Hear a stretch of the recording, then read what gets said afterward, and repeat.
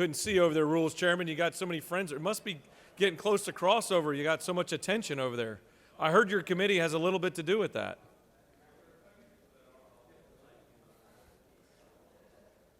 Let's see, where do we want to start? Well, let's welcome everybody here, and then we'll get started if you're okay with that. Is this your bodyguard? He's always right by you. The hour of convening has arrived on this beautiful Friday morning, and the Senate will now come to order. At this time, I would ask that all unauthorized persons exit the chamber. It's my distinct honor to recognize the diligent, hardworking, powerful Rules Chairman from the 53rd District, which is almost in Tennessee. It is. Mr. President, thank you for that, and it's a beautiful day. We appreciate your leadership for the state of Georgia and its wonderful people. A couple of moments in history. One is, in 1913, Woodrow Wilson was inaugurated as the 28th President of the United States of America. Of course, he had law firms in Augusta and in Savannah. And did you know, or do you know why his wife is buried in Rome? Because she's dead. But anyway, other than that, the National Pound Cake Day in the Center from the 24th is his favorite day. He loves pound cake, smother it with stuff on it. And the Senator from the 7th told me it's Toy Soldier Days. He loves playing with toy soldiers. The journal's been read and found to be correct, Mr. President. It feels like you just connected with this chamber with your comments today. Is there objection to dispensing with the reading of the journal? The chair hears none. The reading of the journal is dispensed with. Is there objection to the confirmation of the journal? The chair hears none, and the journal is confirmed. All senators who have bills or resolutions, please bring them to the secretary's desk at this time. We are running out of time. Mr. Secretary, first reading or reference of Senate bills and resolutions, please. Senate Bill 589 by Senators Dolezal of the 27th and others, a bill to be entitled an act to amend Title 20 of the OCGA relating to education so as to provide for the establishment of educational scholarship counts, to provide education and youth. Senate Bill 590 by Senators Dolezal of the 27th and others, a bill to be entitled an act to amend Code Section 913-142 of the OCGA relating to requirements of an official legal organ so as to allow for the designation of a website. Judiciary. Senate Bill 591 by Senators Hatchett of the 50th and others, a bill to be entitled an act to amend Article 14 of Chapter 1 of Title 10 of the OCGA relating to secondary metals recyclers so as to provide that it shall be illegal natural resources. Senate Bill 592 by Senators Brass of the 28th and others, a bill to be entitled an act to amend Title 33 of the OCGA relating to insurance so as to change the definition regarding healthcare sharing ministries, to amend Article 2 of Chapter 7 of Title insurance 48. and labor. Senate Bill 593 by Senator Robertson of the 29th, a bill to be entitled an act to amend Title 7 of the OCGA relating to banking and finance so as to enact the Motor Vehicle Title Loan Act to require the finance. Senate Bill 594 by Senators Anderson of the 43rd and others, a bill to be entitled an act to amend Article 9 of Chapter 4 of Title 49 of the OCGA relating to temporary assistance for needy families so as to provide the government oversight. Senate Bill 595 by Senators James of the 35th and others, a bill to be entitled an act to amend Chapter 4 of Title 28 of the OCGA relating to legislative services generally so as to provide for 2 designated handicaps. Government oversight. Senate Bill 596 by Senators Anna Vitarte of the 31st and others, a bill to be entitled an act to amend Chapter 3 of Title 38 of the OCGA relating to emergency management so as to provide for the creation of the Georgia Cyber Force, to provide for a definition, to veterans, military, and homeland security. Senate Bill 597 by Senators Thompson of the 14th and others, a bill to be entitled an act to amend Chapter 5 of Title 50 of the OCGA relating to Department of Administrative Services so as to provide for definitions, to provide for the certification. Insurance and labor. Senate Bill 598 by Senators Robertson of the 29th and others, a bill to be entitled an act to amend Code Section 101664.1 of the OCGA relating to restrictions on the economic development. Senate Bill 599 by Senators Hickman of the 4th and others, a bill to be entitled an act to amend Article 4 of Chapter 5 of Title 16 of the OCGA relating to reckless conduct so as to provide for the offense of reckless conduct by discharging judiciary. Senate Bill 600 by Senators Anderson of the 43rd and others, a bill to be entitled an act to amend Chapter 1 of Title 28 of the OCGA relating to general provisions for the General Assembly so as to require the Office of Legislative Counsel to prepare government oversight. Senate Bill 601 by Senators Miller of the 49th and others, a bill to be entitled an act to amend Title 20 of the OCGA relating to education so as to provide for the establishment of promised scholarship accounts to be funded by the state in the amount of education and youth. Senate Bill 602 by Senators Anna Vitarte of the 31st and others, a bill to be entitled an act to amend Code Section 33-124 of the OCGA relating to insurance requirements for transportation network companies and their drivers so as to require insurance and labor. Senate Bill 603 by Senators Rahman of the 5th and others, a bill to be in town and act to amend Article 11 of Chapter 2 of Title 20 of the OCGA relating to public school property and facilities so as to provide for an outdoor learning. Education and youth. Senate Resolution 611 by Senators James of the 35th and others, a resolution recognizing President Barack Obama and dedicating a road in his honor and for other purposes. Transportation. Senate Resolution 612 by Senators James of the 35th and others, a resolution recognizing Mayor Maynard Jackson and dedicating an interchange in his honor and for other purposes. Transportation. Senate Resolution 613 by Senators James of the 35th and others, a resolution urging the Georgia Building Authority and the State of Georgia ADA Coordinator's Office to meet and develop. Rules. Senate Resolution 614 by Senators James of the 35th and others, a resolution honoring the life of Dr. Calvin Wayne McLaren, dedicating a bridge in his memory, repealing a certain resolution. Transportation. Senate Resolution 615 by Senators James of the 35th and others, a resolution creating the Senate Property Owners Associations, Homeowners Associations, and Condominium Associations Senate Rules. Committee. Senate Resolution 620 by Senators Anderson of the 43rd and others, a resolution supporting efforts to invest in a statewide clean energy transition and for other purposes. Rules. That completes the order, Mr. President. Mr. Secretary, first reading and reference of House bills and resolutions, please. House Bill 508 by Representatives Carpenter of the 4th and others, a bill to be entitled an act to amend Chapter 1 of Title 10 of the OCGA relating to selling and other trade practices so as to provide protections for commercial recordings, music performances, and audiovisual works to prohibit the deceptive practice of musical performance groups advertising and appearing as the recording group without the recording group's. Agriculture and Consumer Affairs. House Bill 916 by Representative Leverett of the 33rd and others, a bill to be entitled an act to amend Title 5 of the OCGA relating to appeal an error so as to provide for a unified procedure for appealing decisions of a lower Judiciary. House Bill 960 by Representatives Leverett of the 33rd and others, a bill to be entitled an act to amend Chapter 12 of Title 45 of the OCGA relating to the governor so as to establish the officer of the Inspector General to provide for Government oversight. House Bill 1058 by Representatives Williamson of the 115th and others, a bill to be entitled an act to amend Code Section 48721 relating to income taxation of corporations so as to remove the requirement that affiliated corporations. Finance.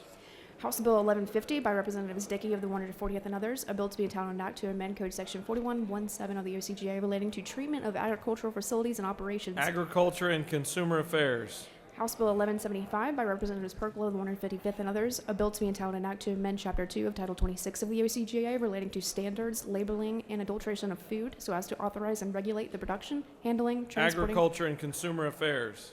House Bill 1216 by Representatives McDonald of the 26th and others, a bill to be entitled an act to amend Article 15 of Chapter 6 of Title 40 of the OCGA relating to serious traffic offenses so as to provide for enhanced. Judiciary. House Bill 1324 by Representatives Camp of the 131st and others, a bill to be entitled an act to amend Chapter 11 and of Title 31 of Title 33 of the OCGA relating to emergency medical services and insurance. Insurance and labor. House Bill 1348 by Representatives Rich of the 97th and others, a bill to be entitled an act to amend Chapter 12 of Title 16 of the OCGA relating to offenses against public health and morals. So as to provide. Judiciary. House Bill 1349 by Representatives Ridley of the 6th and others, a bill to be entitled an act to amend Code Section 2713 of the OCGA relating to legislative declarations, ownership, and custody of wildlife. Natural resources. House Bill 1355 by Representative Dempsey of the 13th and others, a bill to be entitled an act to amend Chapter 41 of Title 31 of the OCGA relating to lead poisoning prevention so as to update provisions and comport Health and with. Human Services. That completes the order, Mr. President. Ms. Secretary, can you please read reports of standing committees?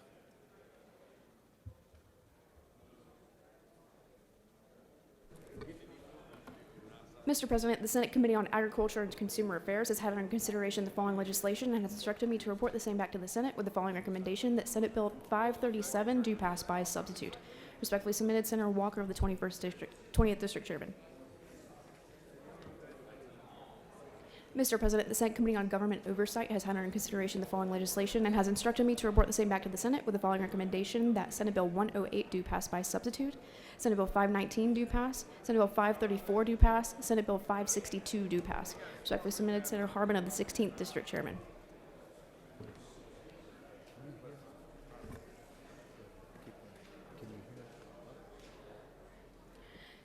Mr. President, the Senate Committee on Regulated Industries and Utilities has had under consideration the following legislation and has instructed me to report the same back to the Senate with the following recommendation that Senate Bill 212 do pass by committee substitute. Respectfully submitted, Senator Kauser of the 46th District Chairman. Mr. President, the Senate Committee on State and Local Governmental Operations has had under consideration the following legislation and has instructed me to report the same back to the Senate with the following recommendation: that House Bill 614 do pass, House Bill 1374 do pass, House Bill 1408 do pass, House Bill 1411 do pass, House Bill 1412 do pass, House Bill 1430 do pass, House Bill 1445 do pass, House Bill 1447 do pass. Respectfully submitted, Senator Anderson of the 24th District Chairman. That completes the order, Mr. President. Ms. Secretary, can you please read bills and resolutions for the second time?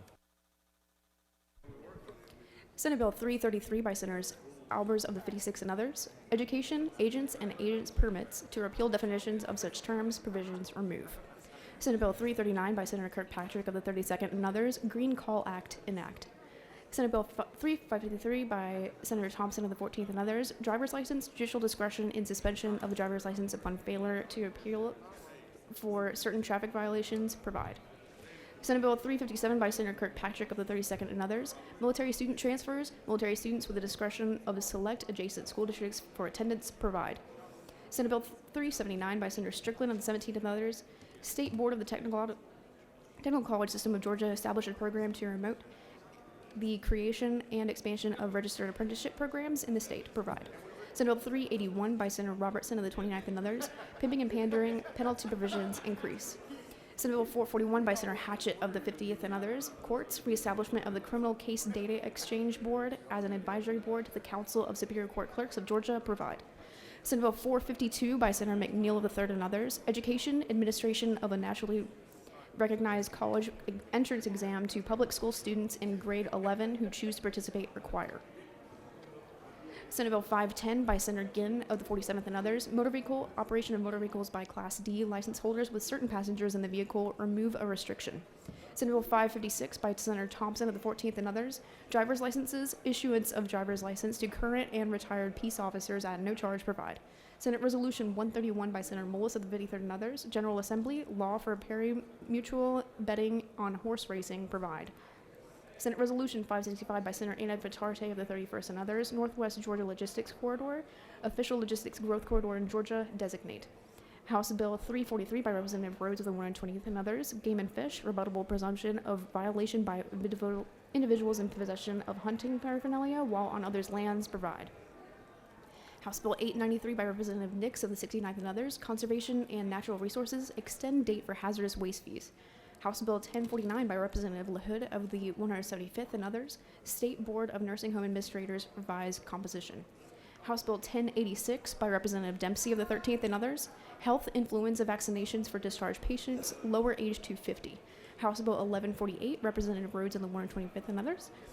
Game and fish, possession of certified carcasses, remove definitions, provisions. That completes the order, Mr. President. All right, it's now time for our morning roll call on this glorious Friday. Are there any motions to excuse? The chair recognizes the timely senator from the 33rd. Thank you, Mr. President, and good morning, y'all. I ask for unanimous consent to excuse the following senators for business.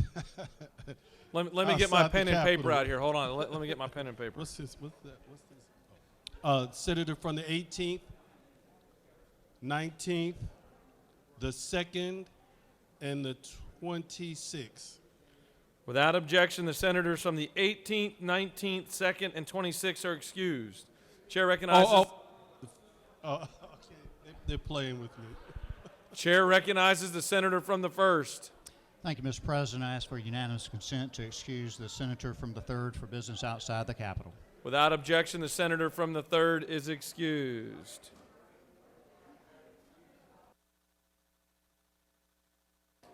Chair recognizes the senator from the 19th. Thank you, Mr. President. I'm here, but I'd like to excuse the senator from the 17th. Without objection, the senator from the 17th is excused. The chair recognizes the senator from the 10th. Thank you and good morning, Mr. President. I move to excuse the senator from the 2nd and the 31st. Second's already excused, but we will excuse the senator from the 31st without objection. Are there any additional motions to excuse? Secretary will call the roll. Senators, signify your presence by voting the A switch. The secretary will unlock the machine.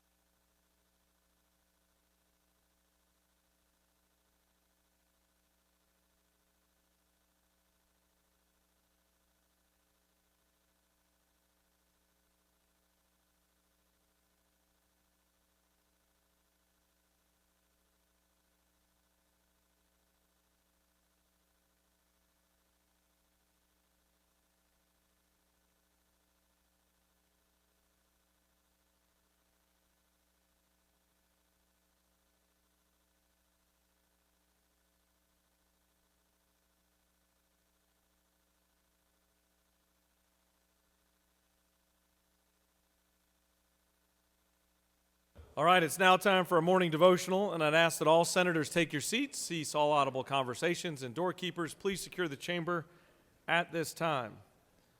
The chair would like to recognize the senator from the 16th to lead us in our Pledge of Allegiance and to introduce to us our chaplain of the day. Thank you, Mr. President. Pledge to the national flag. I pledge allegiance to the flag of the United States of America and to the republic for which it stands, one nation, under God, indivisible, with liberty and justice for all. State flag. I pledge allegiance to the Georgia flag and to the principles for which it stands, wisdom, justice, and moderation. Courage. Well, good morning and thank you. You have a great experience. You know, one of the things that I have greatly enjoyed in my time in the office is getting to know pastors from other churches and pastors from other denominations. And I find this, I've been missing a lot. And sometimes we're cocooned in our own little environment. And this morning, you're going to hear Pastor Billy Smith from Christ Chapel Church. He's from Zebulon, Georgia. If you're down in Zebulon, Georgia, you need to drop by. It is a phenomenal place from that standpoint. The other place I tell you I go on a regular basis is the Oink Joint, which has great barbecue. So if you want to go there, that's the other place to go. Every once in a while, I catch Pastor Billy there. They have almost 2,000 people on a Sunday and do a really good job. His wife, Tina, he has children, Cole, Laney, Max, and Ruby. And here's what I'll tell you. I listen to him online. I can't make it there quite. It's a little over an hour and 15 minutes to get there. But I listen to him on Sunday mornings on streaming, so I would encourage you, if you have the time, good message, always encouraging and doing this. But I'm reminded of this. Alexis de Tocqueville came to America after the War for Independence. He was from France, and he wondered what made the American people different. And here's what he said. It was not until I went into her churches and heard her pulpits flame with righteousness that I understand the goodness and the greatness of America. America is great because America is good. And when America ceases to be great, it will cease to be good. And one of the things I see today is truth being preached from our pulpits. And that's one of the things that I will give Pastor Billy. He always speaks the truth. And sometimes the truth is painful, but the truth is what we need to hear. There's a statement on the wall where their youth department is or where the young people are, and I think it's interesting. Whoever wants the next generation, they must win them. And I believe this is that we need to pass on to our children and to their children the principles by which this nation was founded on. With that, I present to you Pastor Billy Smith, if you'll come, please, sir. Thanks, Senator Harvey. Good morning. It's great to see you today. Thankful for the opportunity to share. Senator Harbin, thank you. Everybody here, thanks for the invitation. They say 5 minutes, and for pastors, that's a pretty high standard. But I learned a long time ago, he who is short-winded shall be heard again. So maybe you can pass that on to your pastor on one of his lengthy Sunday mornings. I want to share with you a passage today out of the book of 2 Corinthians chapter 10, verse 5. It says to take every thought captive and to make it obedient to Christ. It's an aggressive passage of Scripture. It's a passage of, hey, you got to take action.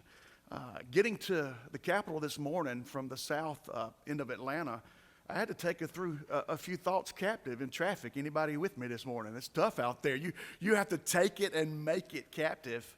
I want to just talk just the few minutes that I had this morning about the power of the mind and what we're allowing to go into our hearts and our minds and how it affects us. Matter of fact, I took the word think. It's about our mind. And I want to just take the T-H-I-N-K and give you a passage of Scripture for each of those. T in the word think stands for test every thought. You're going to have a bunch of thoughts today. And the Scripture tells us to test those thoughts and make sure that they're productive. Psalms 139, 23, and 24 says, search me, O God, and know my heart. Try and know my thoughts and see if there's any grievous way in me and lead me to the way everlasting. I promise you today, if you have enough thoughts, and we will, there'll be one that you say, I can't think that much longer. I gotta get rid of those bad thoughts. The H in the word think stands for put a helmet on. In the Scriptures, it talks about all the armor that we can wear.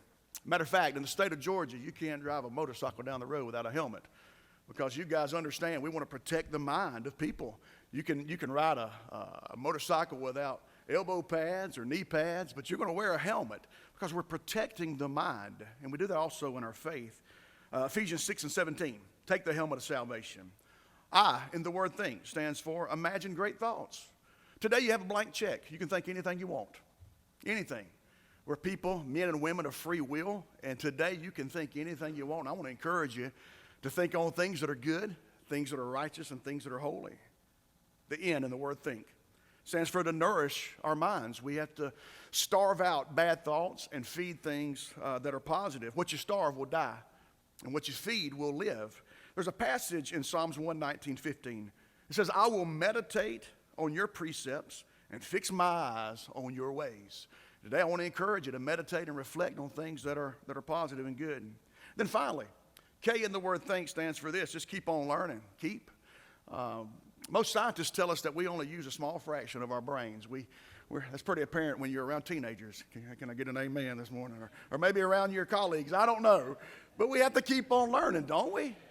I mean, we're never at that point where we stop learning. The Bible says this, 1 Timothy 4:15.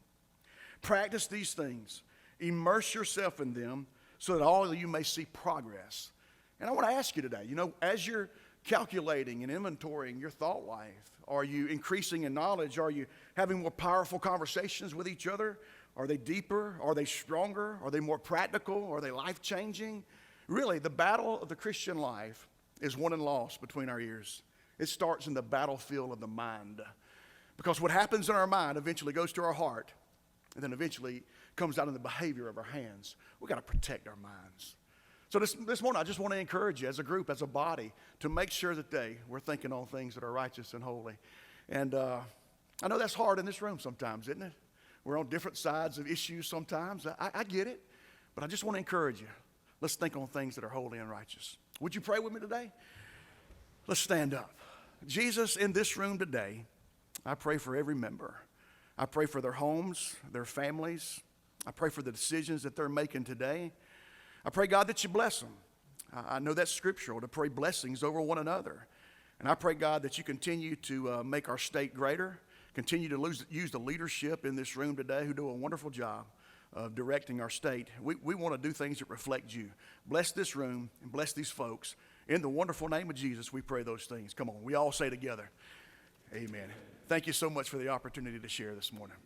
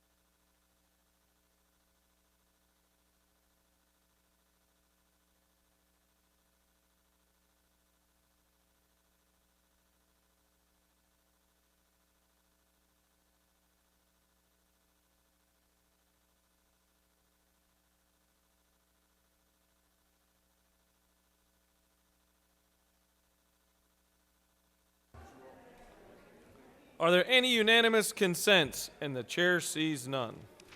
Does any senator wish to rise on a point of personal privilege? The chair recognizes the minority leader for a point of personal privilege. Mr. President, I wanted to ask for unanimous consent to excuse the dean, senator from the 15th. Without objection, the dean of the Senate is excused. Chair recognizes the senator from the 33rd for a point of personal privilege.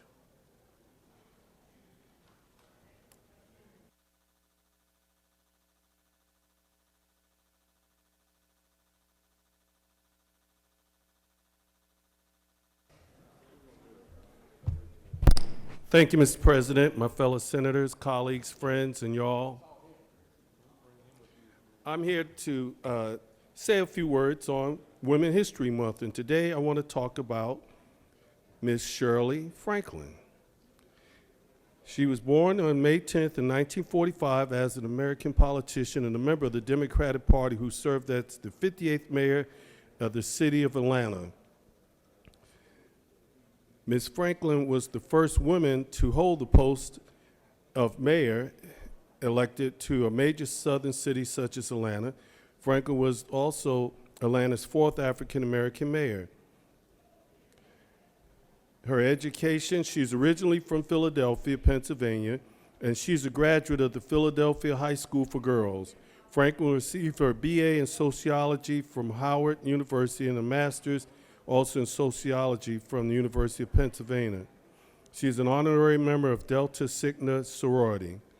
Franklin served as the Commissioner of Cultural Arts in her early political career under the Mayor Maynard Jackson at that time. Subsequently, she was named Chief Administrative Officer and City Manager under Mayor Andrew Young. Her 2001 run for mayor was her first run for public office. She won, succeeding Mayor Bill Campbell after winning 50% of the vote, defeating several candidates, including Rob Pitts. And that is your Woman History Moment. Thank you very much, Mr. President. I yield the well. Does any other senator wish to rise on a point of personal privilege? The chair sees none. You have a consent count.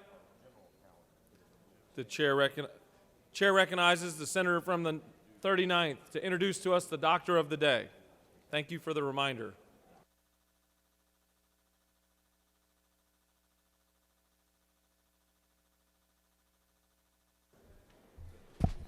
Thank you, Mr. President. Good morning.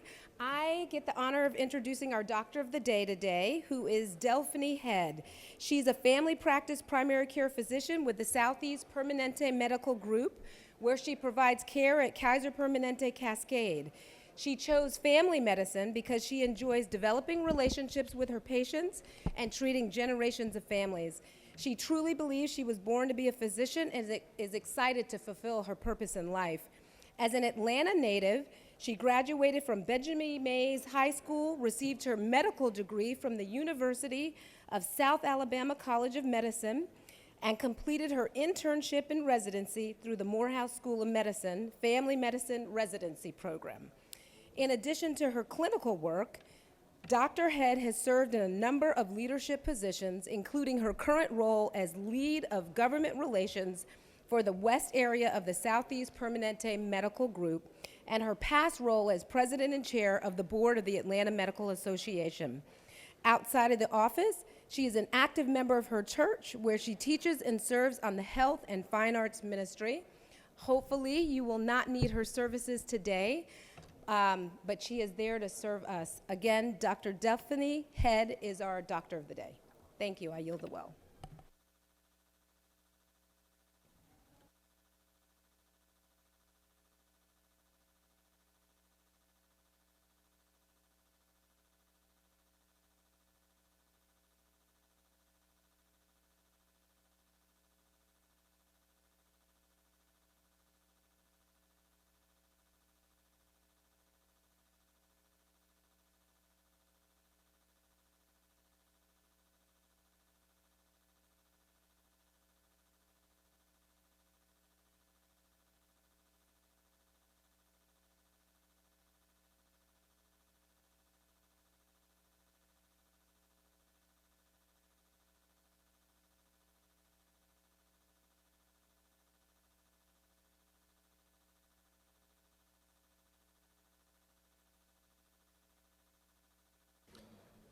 Are there any motions to withdraw and commit?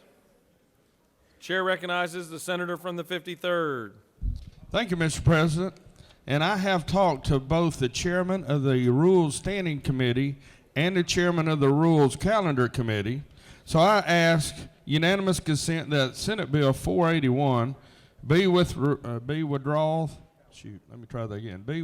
from the general calendar and be committed to the Committee on Rules.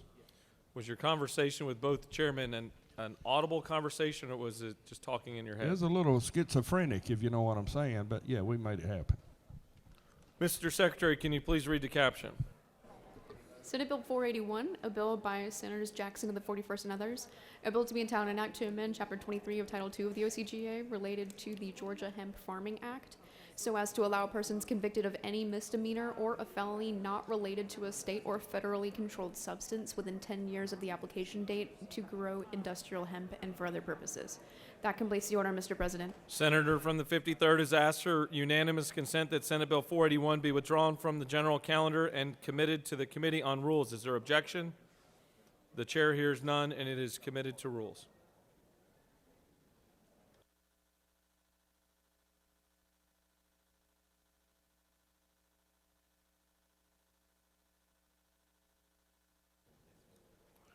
You have a consent calendar of privileged resolutions before you. Does any senator wish to remove a resolution from the consent calendar? Chair hears none. Is there objection to adoption of the resolutions on the consent calendar? The chair hears none, and the resolutions on the consent calendar are adopted. You have a consent calendar of local bills before you, Mr. Secretary. Are there any objections filed to any bills on the local consent calendar? Mr. President, no objections filed. Was there objection to agreeing to the report of the Committee on State and Local Government, which is favorable to the passage of the bills on the local calendar? Chair hears none. The report of the committee is agreed to. Questions on the passage of the bills on the local consent calendar? All those in favor vote yea, opposed nay. The Secretary will unlock the machine.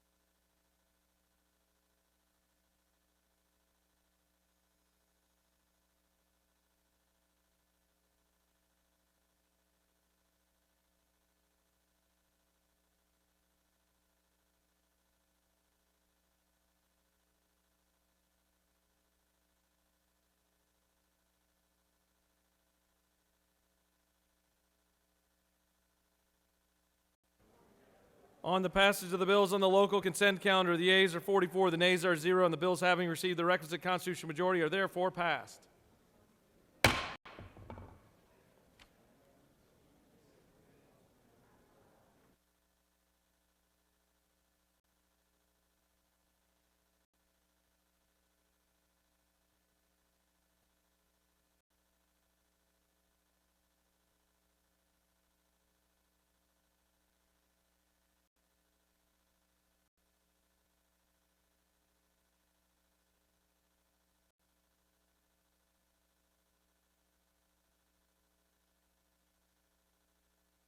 Chair recognizes the majority leader. Thank you, Mr. President. I move that Senate Bill 474 be engrossed. Ms. Secretary, can you please read the caption?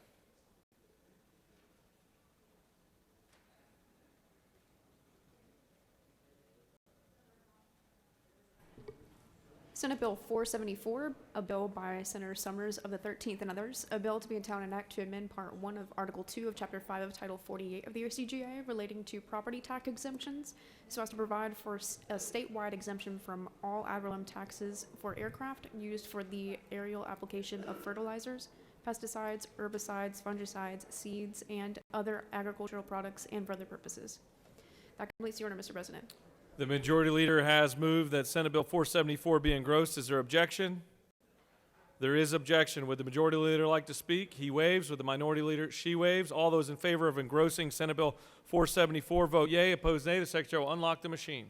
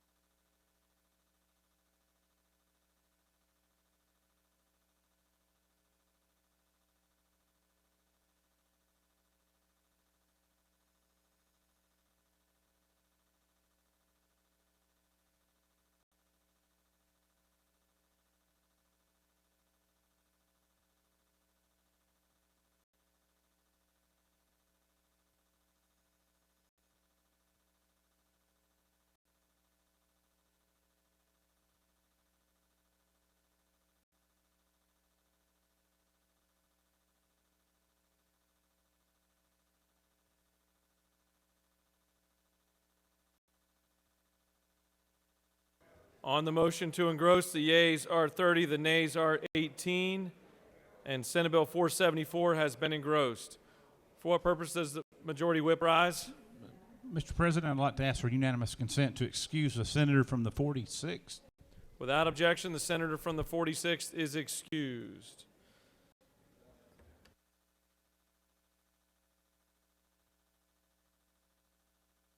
All right, we're now going to move on to the rules calendar. Mr. Secretary, can you please read the caption of Senate Bill 486? Senate Bill 486, a bill by Senators Harper of the 7th and others, a bill to be entitled an act to amend Article 6 of Chapter 8 of Title 2 of the OCGA relating to the Agricultural Commodity Commission for propane, so as to provide for full or partial remote communication with regard to public hearings, to provide for notice of hearings, and for other purposes. That completes your... Well, actually, Mr. President, the Senate Committee on Agriculture and Consumer Affairs recommends that this bill do pass. Respectfully submitted, Senator Walker, the 20th District Chairman. That completes the order, Mr. President. Chair recognizes the distinguished senator from the 7th to introduce the measure. Thank you, Mr. President. Simply, Senate Bill 486 does a couple of things, but it administratively aligns the Propane Commodity Commission in line with what we did last year with all the other commodity commissions. The reason for this bill is the Propane Commission falls outside of the title where we did that work on the other commissions, so this just brings them in line. If there are no questions, Mr. President, I yield the will. You have no questions. Does any other senator wish to speak for or against Senate Bill 486? The chair sees none. Is there objection to agree in the report of the committee which is favorable to the passage of the bill? The chair hears none. The report of the committee is agreed to. Is there objection to the main question being ordered? The chair hears none and the main question is ordered. Questions on the passage of the bill? All those in favor vote yea. Opposed, nay. The Secretary will unlock the machine.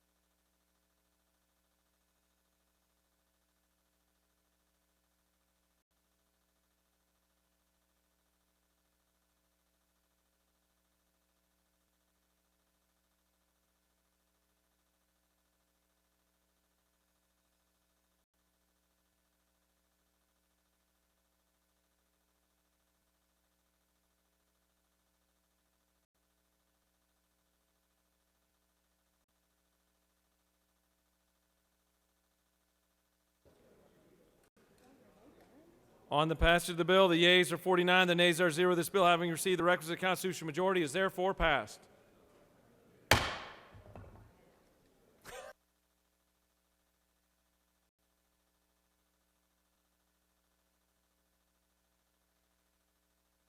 Ms. Secretary, can you please read a caption of Senate Bill 345? Senate Bill 345, a bill by Senators Mullins of the 53rd and others, a bill to be entitled an act to amend Chapter 1 of Title 50 of the OCGA relating to general provisions regarding state government so as to prohibit state and local governments from mandating vaccine passports and for other purposes. Mr. President, the Senate Committee on Health and Human Services recommend that this bill do pass by substitute. Respectfully submitted, Senator Watson, the 1st District Chairman. Mr. President, the Senate Committee on Health and Human Services offers the following substitute to Senate Bill 345, a bill to be entitled an act to amend Chapter 1 of Title 50 of the USCGA relating to general provisions regarding state government so as to prohibit state and local governments from mandating COVID-19 vaccine passports and for other purposes. That completes the order, Mr. President. Chair recognizes the distinguished, very busy senator from the 53rd to present the measure.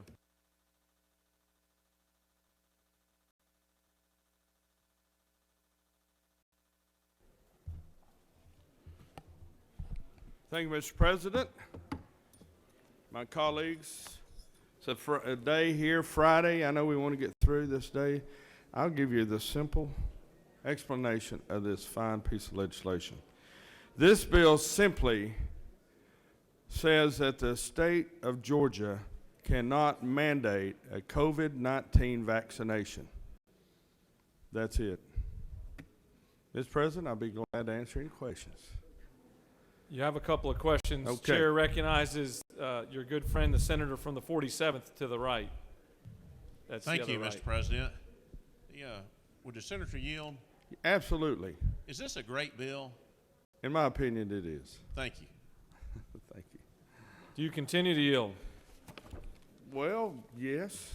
Chair recognizes the distinguished senator from the 48th from Gwinnett County.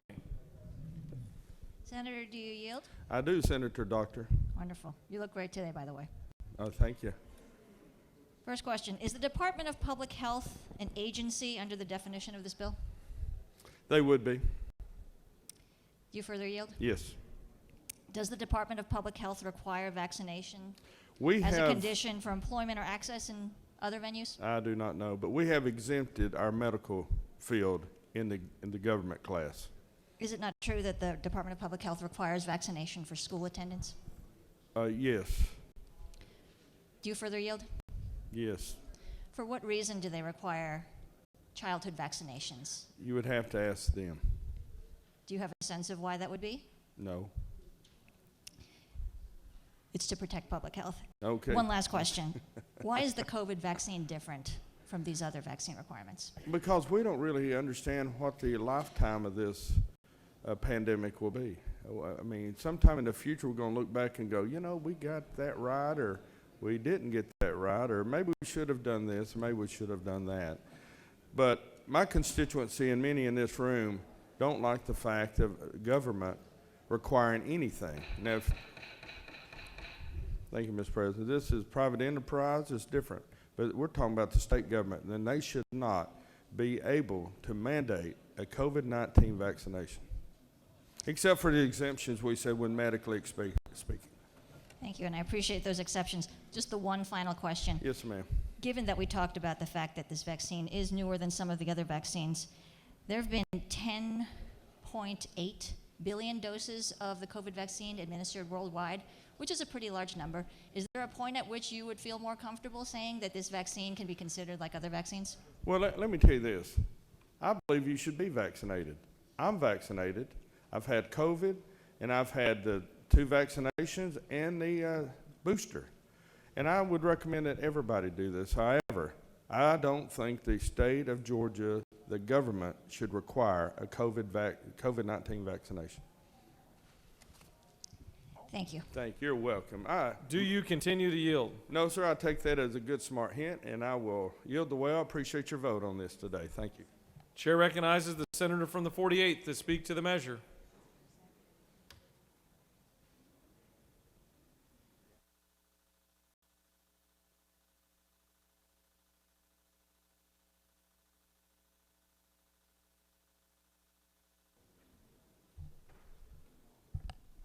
Thank you, Mr. President. So the first thing I want to do is I recognize that a lot of work has been done on this bill since its original iteration. And so I really want to start by first noting a few things that I appreciate about the current version of the bill and why these changes are so important. So the first thing is I appreciate the addition of the sunset provision in line 38 as offered by the good doctor from the 11th district in committee. And the reason is because allowing for a sunset acknowledges an essential fact about public health, which is that it is impossible to fully anticipate future circumstances. and that we should therefore not write constraints into public health policy that cannot be regularly and readily reevaluated. Second thing is I really appreciate the fact that hospital systems are carved out of this bill in lines 35 through 37, which was an amendment offered by the brilliant anesthetist from the 52nd District. And the reason for that is that that's because most of us generally believe that patients have a right to the assurance that their healthcare providers have taken every reasonable measure to avoid subjecting them to preventable illness. And those who take care of those patients have an ethical responsibility to first do no harm and to keep our patients safe. So because of these changes and because the scope of this bill has been narrowed considerably since its original iteration, I think some people might feel more comfortable or might be able to tell themselves that this bill is a little bit more than, little more than performative, let's say, and that its effect is ultimately minimal. That part is where I disagree. I agree that this may ultimately be, in the end, a messaging bill in an election season. But I disagree with the idea that the messaging itself cannot do much harm, because we've seen that corrosive messaging around public health and vaccines can do a tremendous amount of harm. And we've seen the way that doubt, cynicism, misinformation, and the undermining of confidence in public institutions has caused cracks in the foundational elements keeping our society safe and indeed free. We have a responsibility in this body. I think what we say here matters. When we legitimize in our discourse issues that we focus on in this chamber, what we write into law, this all matters because for good or for bad, people are listening to what we say and what we put forth. This bill undermines public trust in the COVID vaccine. Full stop. Whether explicitly or not, it gives oxygen to the idea that people should be skeptical of the demonstrated safety and efficacy of a vital public health tool that here in the state of Georgia is still vastly underutilized. And this bill limits the Department of Public Health, as we just heard, from having all options at its disposal to do the often impossible job we ask of them day after day. This bill is not about our current environment or what we need to require or prohibit right now, today, this week. This bill is about limiting our ability to respond in the future to circumstances we may not yet be able to anticipate. Pandemics work quickly. I think we've seen that in the past 2 years. Another thing we've seen in the past few years is that the legislature, as we can see, works quite slowly. This is why we should not write limits to our pandemic response into law.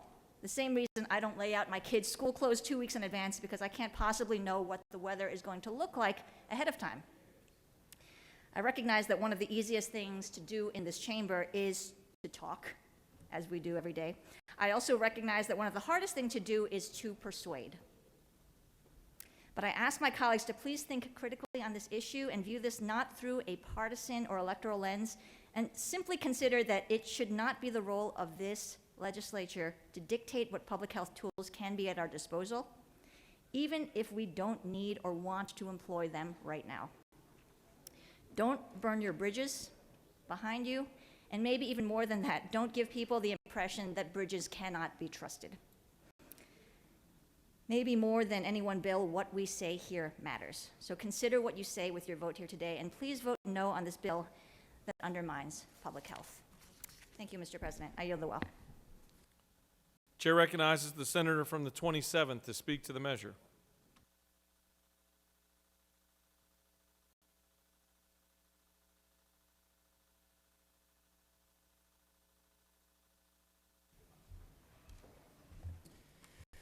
Good morning. Happy Friday, Mr. President and colleagues. I agree with the previous speaker about corrosive messaging, the sowing of doubt that she talked about, and cynicism, and undermining public health. We had a lot of that, and I'd like to read you some examples. Quote, "I think it's going to be a very skeptical American public about taking the vaccine, and they should be." Governor Andrew Cuomo, New York. Quote, "We can't trust the president and take his word and take a vaccine that might cause harm to us." Unquote. Alexandria Ocasio-Cortez. Quote, if and when the vaccine comes, it's not likely to go through all the tests and the trials that need to be done, unquote. President Biden. Quote, when we finally do, God willing, get a vaccine, who's going to take the shot? You going to be the first one to say, put me, sign me up? They now say it's okay, unquote. President Joe Biden. Quote, I don't trust the president and I don't trust the FDA, unquote. Governor Cuomo. On the other side, we had some different messaging come, thankfully. Quote, your continuous undermining of confidence in a vaccine is just unacceptable. Vice President Mike Pence to would-be and now Vice President Kamala Harris. This doubt and corrosive messaging went so deep into the ether when it was politically expedient to undermine the vaccine that in October of 2020, the Kaiser Family Foundation ran a poll that asked, quote, how worried are you, if at all, that the FDA will rush to approve a coronavirus vaccine without making sure that it is safe and effective due to political pressure from President Trump and the White House, unquote. The results of that vaccine, of that poll, 86% of Democrats approved with that statement, and 29% of Republicans approved of that statement. So we have had corrosive messaging around this vaccine, but it has not been from one political party. And when the vaccine was being developed at rapid pace, record pace, under Operation Warp Speed, the entire development of the vaccine process was undermined. I support this bill. Mandates have not worked. The vaccine is a decision between individuals and their doctor. And with that, Mr. President, I yield the well. Senator has yielded the well. The chair recognizes the senator from the 9th to speak to the measure.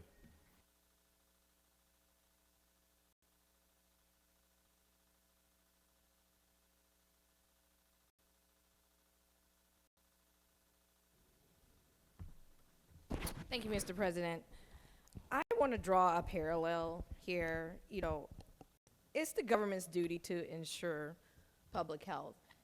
And that insurance means that we need the public to buy in and the community to buy in so that we can all stay healthy. And it's a small sacrifice that we're asking with vaccine mandates. It's a small sacrifice for the greater good, and that's what we're talking about. We want to take care of people and make sure everyone is safe. So allow me to draw a parallel, because this is a mandate that we're asking for to ensure public health. And right now we have a mandate that, we have several mandates for smoke-free environments. And studies have shown that smoke-free environments reduce the risk associated with heart attacks and smoke-related disease. And the danger of being enclosed with an individual with COVID-19 in an enclosed environment is a similar risk. And in fact, COVID-19 presents a far greater risk to individuals' lives than even passive smoking. And yet we have that mandate in place. And we have it so that we can keep everyone safe. So I think it's prudent for us to, in this body, to allow, science, to allow our health officials to dictate when those mandates are necessary and when they're not. And I don't think it is the place of this body, and if we're going to talk about public health and we're going to talk about keeping people safe, then to me this is no different than we would have a mandate for a smoke-free environment. And that's all I want to say. I yield the well. Senator has yielded the well. The chair recognizes the senator from the 28th to speak to the measure.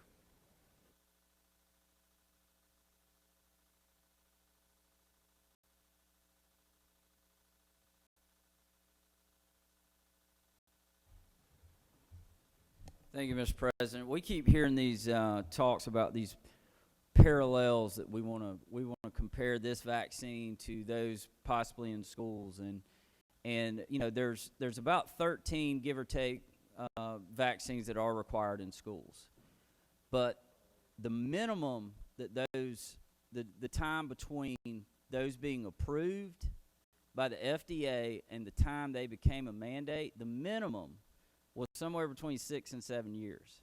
And some of the mandates that came down on COVID vaccine, that came down on the COVID vaccine mandates, we're talking about months. So you're comparing months of no trials to years of trials, years of testing before it became a mandate. And so there really is no comparison. You can't compare that. And the smoke, we've been testing smoke and carcinogens in smoke for decades. So to try to make that parallel, to me, makes zero sense whatsoever. What we do know about the vaccine is if you go into a hospital and every doctor and every nurse is vaccinated, you can still contract COVID-19. I'm vaccinated. I'm for the vaccine.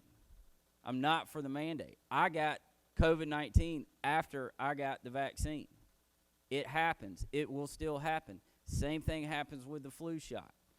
You can still contract flu from someone that has had the flu shot. There's so much that we don't know about this, and that is why people are hesitant to take the vaccine. It's not because of misinformation, because there's been misinformation on both sides. There's been misinformation coming from the CDC themselves because the science changes daily. So let people get to terms with this thing and quit mandating it, quit forcing it down their throat, and that's simply what this bill does. Thank you. I yield the well. Chair recognizes the senator from the 36th to speak to the measure.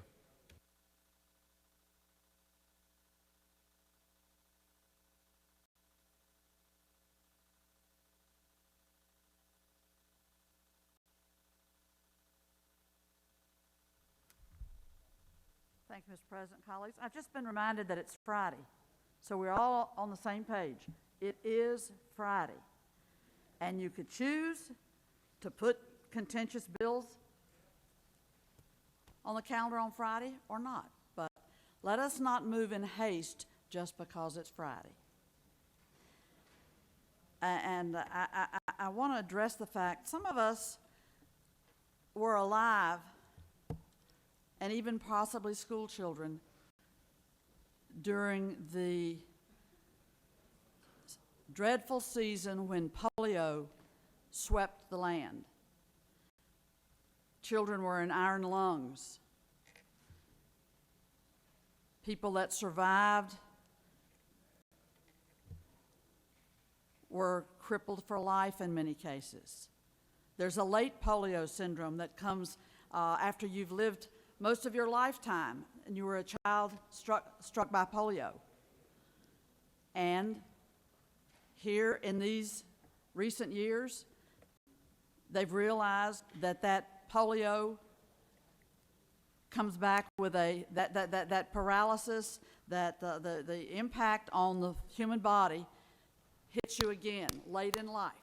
I think that that's common knowledge in this chamber. So the point is that we learn as we go.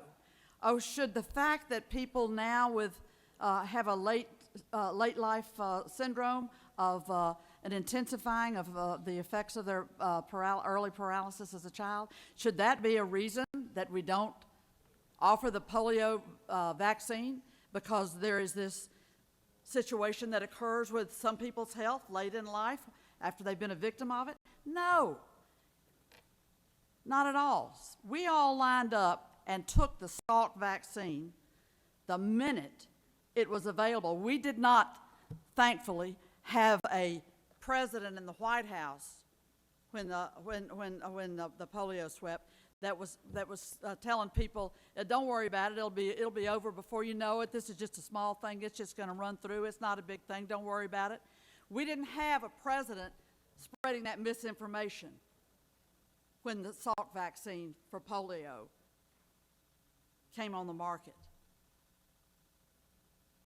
We lined our school children up for measles shots. I remember the day I got mine very well. These are public health measures. and to argue that because it's not a perfect world and we can't predict, then for God's sakes, don't request, don't allow anybody to say you've got to have the vaccine. I want the kids in school to have vaccine. Now, we just heard that after months of no trials, we should not take this COVID vaccine and allow it to be made as a requirement. Yes, we should. The numbers are astronomical of who lie in their graves today from this dread virus. And yet, you want to prohibit it being a requirement. You can't go to the public schools without your measles shot. Hello, wake up. Your polio shot. One of the things all of us parents know, you have to rustle around and be sure you have your record of shots for your child to enter the public school. And yet, in the face of a worldwide pandemic that we haven't seen the likes of in 100 years, you want to say it is prohibited to require that vaccine for services. I don't know what planet you're living on. I don't know. And the fact, as we heard from the gentleman from the 28th, the senator from the 28th, that yes, he was fully vaccinated, and yes, he had a breakthrough, and he got the COVID virus. Was no fun. I know. I talked to him after he recovered. Not any fun at all. But thankfully, as we're hearing from the experts all across the land and in other nations as well as America, you're much more likely to have, if you have a breakthrough and you've been fully vaccinated, you're much more likely to have a mild case, that you'll come out on the other end of it and return to health. We also have long COVID. That's a whole, I've got a dear friend who's strapping 6'4" son, can hardly breathe anymore, has to have oxygen every day, long COVID. So you see, this is a dreadful pandemic that has circled the world, and we're up here trying to do some political messaging with a bill that we stand for individual freedom, so nobody's going to have to be able to require proof of vaccination to get any services. What world are you living in? The graveyards are full around the globe of the people that have died. Tell the health providers profession, tell us to your hospitals that were overflowing and had to divert patients and couldn't take people with run-of-the-mill, ordinary disease conditions that needed hospital treatment because they were filled up with the COVID victims. Are you trying to deny those realities when you bring this kind of bill? Are you just saying, we're not going to look at any of that, but by damn, we're for individual liberty and a person's choice, and that's what we're going to stand up for? You're not going to stand up for public health? For goodness sakes. I urge defeat of Senate Bill 345. It's one more time spreading misinformation. And when we hear the health authorities like the CDC accused of misinformation, do you think they're over there, are you impugning them to think they're making up stuff and deliberately misinforming? Or they're sharing the knowledge that we have accumulated, that science tells us at this point, and pushing on for more clarity? That's not a disinformation campaign such as we see up on some of the cable news and such as we see in the alt-right corners of our land. So for goodness sake, be a good public servant that doesn't try to spread doubt and fear about this COVID vaccine. For my goodness sakes, don't spread it. It's already had dire and deathly results for people that followed that and said, no, I can't get that. That's not safe. They don't know what. You're spreading disinformation. That's what this bill does. And the good doctor from the 48th made it perfectly clear what is the negative impact of this bill. So vote for it, knowing that you're continuing to spread disinformation about this virus and the ways that you can protect yourself. That's what you do when you vote for this bill. I yield the well. Senator has yielded the well. Does any other senator wish to speak for or against the measure? The chair recognizes the senator from the 1st.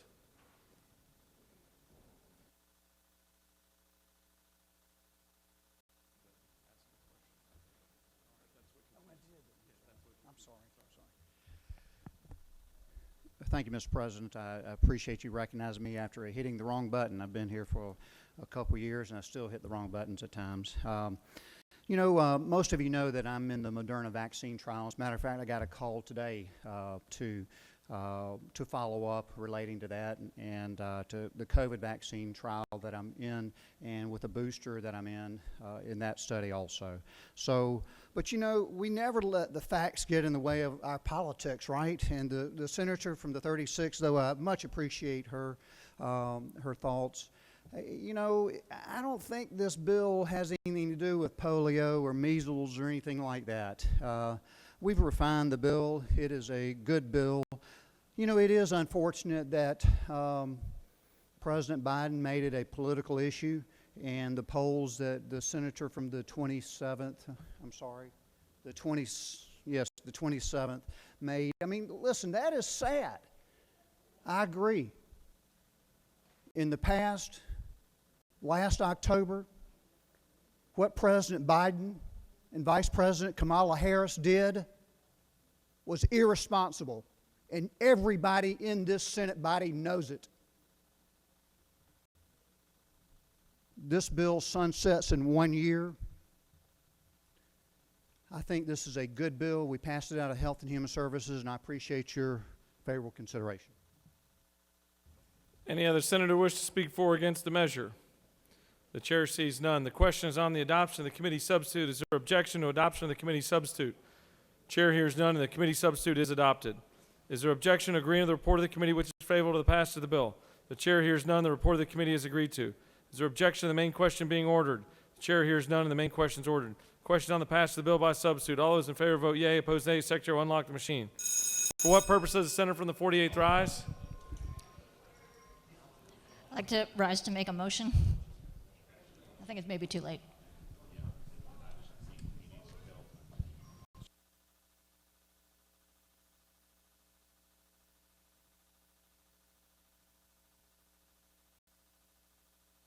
You'll have to wait until after the vote to state your motion.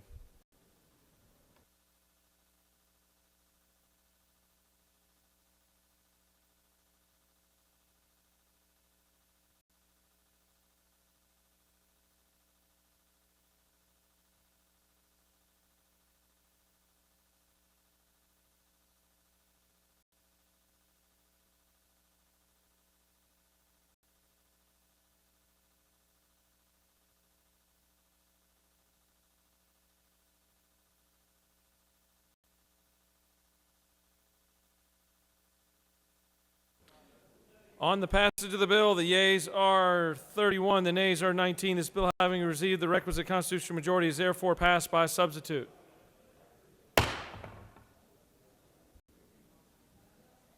For what purpose does the senator from the 48th rise? I'd like to make a motion to reconsider. That motion is appropriate and in order. Serving notice for reconsideration on the next legislative day. Yes.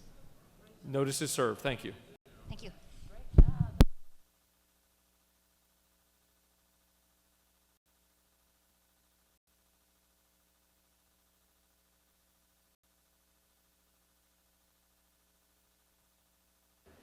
Mr. Secretary, can you please read the caption of Senate Bill 382?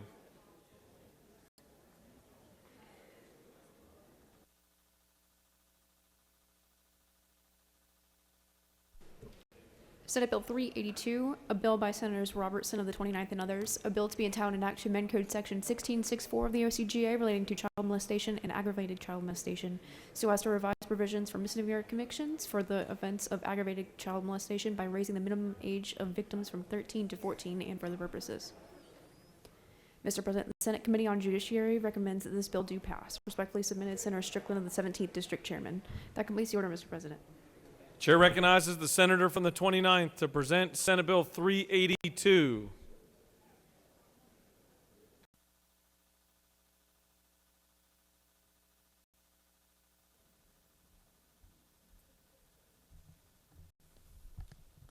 Thank you, Mr. President. Colleagues, I come before you today with Senate Bill 382. Current law provides that a person convicted of aggravated child molestation is guilty of a misdemeanor when the victim is at least 13 but less than 16 years of age, and that the person convicted of aggravated child molestation is 18 years of age or younger and is no more than 4 years older than the victim. I think you see the discrepancy there in the second part with the no more than 4 years older than the victim. What this has done unintentionally because of the Romeo and Juliet clause is it has exposed 13-year-olds to actually be victims of aggravated child molestation, but they're charged under, if you look at the legislation in your book and you look on from line 19 through 21, you'll see that the basis of the charge of aggravated child molestation when it involves an act of sodomy, the individual shall be guilty of a misdemeanor. So what we are attempting to do for the GBI is on line 16 of the legislation, we're raising the victim age from 13 to 14 to fall more in line with the Romeo and Juliet clause of Georgia Code. And with that, Mr. President, I would encourage everyone to please support this legislation to protect these 13-year-olds in our community, and I will yield the well unless there's any questions. You don't appear to have any questions. Thank you, Mr. President. Does any other senator wish to speak for or against Senate Bill 382? The chair sees none. Is there objection to agreeing the report of the committee which is favorable to the passage of the bill? The chair hears none. The report of the committee is agreed to. Is there objection to the main question being ordered? The chair hears none and the main question is ordered. Questions on the passage of the bill? All those in favor vote yea. Opposed, nay. The secretary will unlock the machine.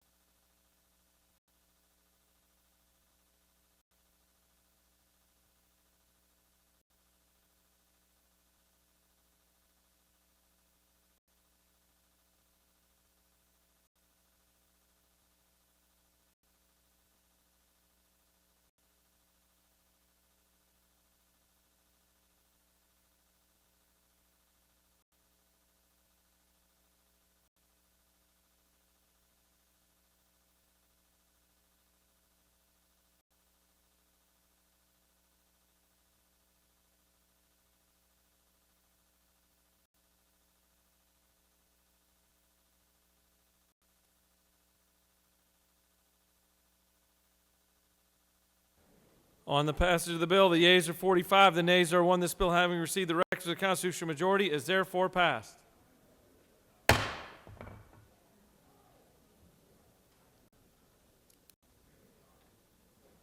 Mr. Secretary, can you please read the caption of Senate Bill 474? Senate Bill 474, a bill by Senators Summers of the 13th and others, a bill to be in town and act to amend Part 1 of Article 2 of Chapter 5 of Title 48 of the OCGA relating to property tax exemptions so as to provide for a statewide exemption from all ad valorem taxes for aircraft used for the aerial application of fertilizers, pesticides, herbicides, fungicides, seeds, and or other agricultural products to provide for a referendum and for other purposes. Mr. President, the Senate Committee on Finance recommends that this bill do pass by substitute.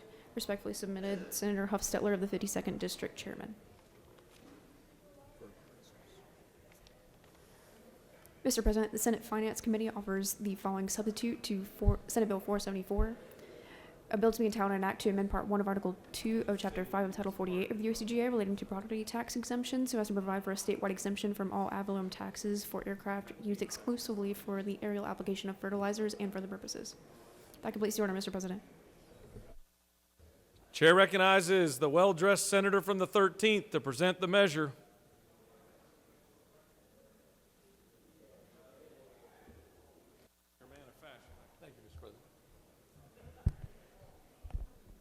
Thank you, Mr. President. Colleagues, I rise today to bring you this bill. This bill, all farm equipment is currently exempt from ad valorem taxes. These airplanes are used exclusively in agricultural use only. And this bill brings these exclusive airplanes in line with all other farm equipment. And that is simply it. And it will be voted on in November if approved here.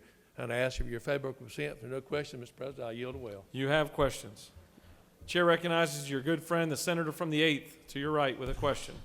Thank you. Does the senator yield? Absolutely. Senator, is it true that farm debt right now across this country is as high as it's been since 1986 during the farm economy collapse? Senator knows what he speaks. Senator, is it also true that farmers have seen their inputs across this state go up by 50% over the last year? Senator knows of what he speaks. Senator, is it also true over the last 2 years that fuel for these ag tractors, as they're called, has gone up 300%? At least 300%, Senator. Senator, is it also true that if you buy a highboy sprayer that is only used for spraying crops, it would be exempt, right? A highboy sprayer. Tractors, highboy sprayers, anything. So isn't it true that an ag tractor is only a highboy sprayer with wings? Very good definition, Senator. Yes, sir. Thank you. Mr. Senator, I appreciate you bringing this bill, and I thank you for your leadership on this issue. I ask you your favorable consent. Mr. President, I yield away. No more questions. You have more questions. Go ahead. Chair recognizes the senator from the 52nd. Thank you, Mr. President. Would the senator yield? Absolutely. Is it not true that this has no fiscal impact on the state of Georgia? This has absolutely no fiscal impact, Senator.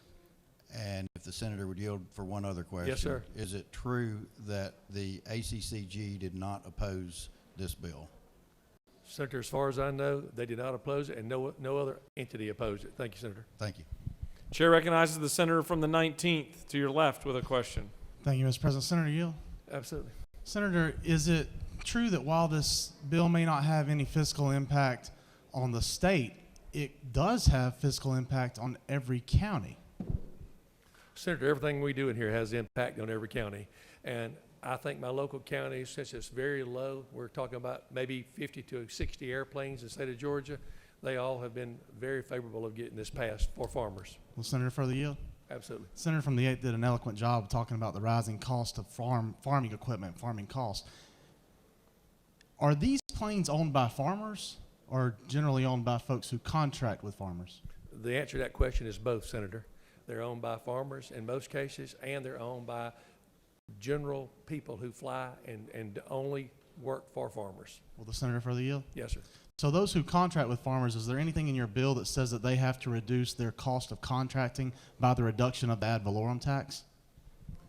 No, sir, and there's nothing in any bill that says any farmer has to reduce his cost by farming and that already are exempt. Thank you, Senator. Chair recognizes the senator from the 7th to your right.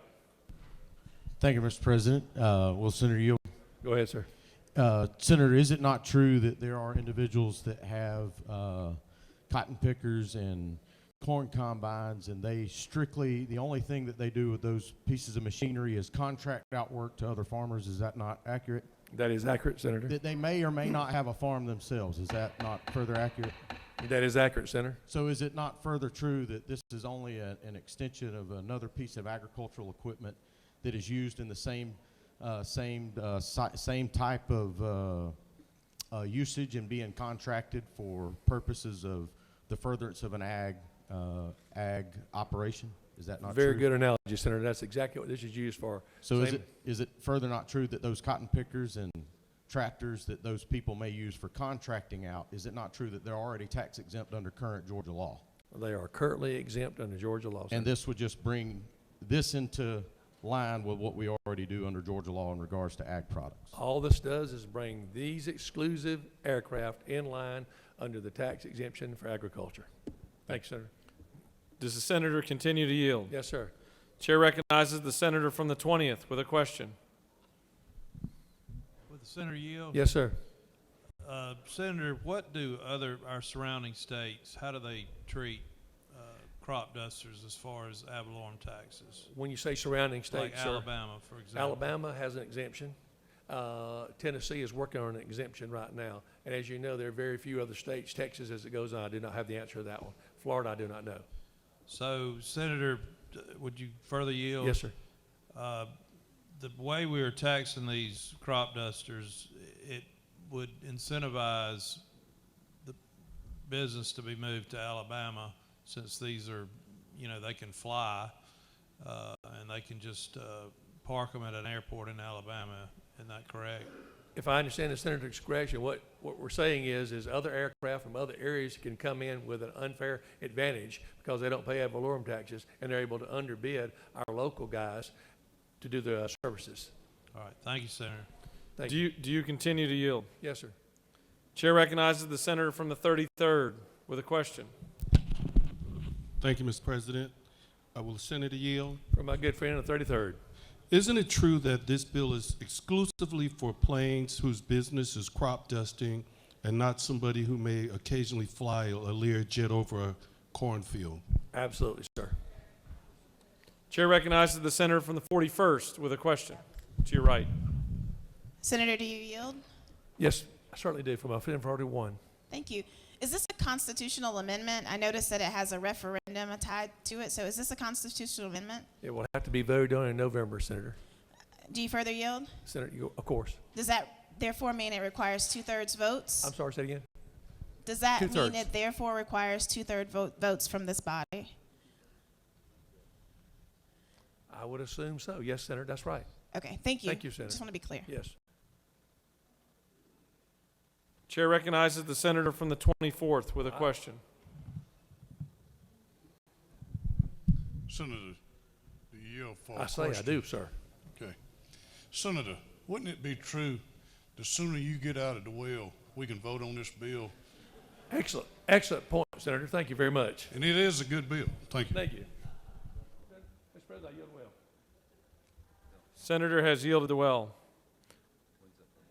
We'll stand by for one moment.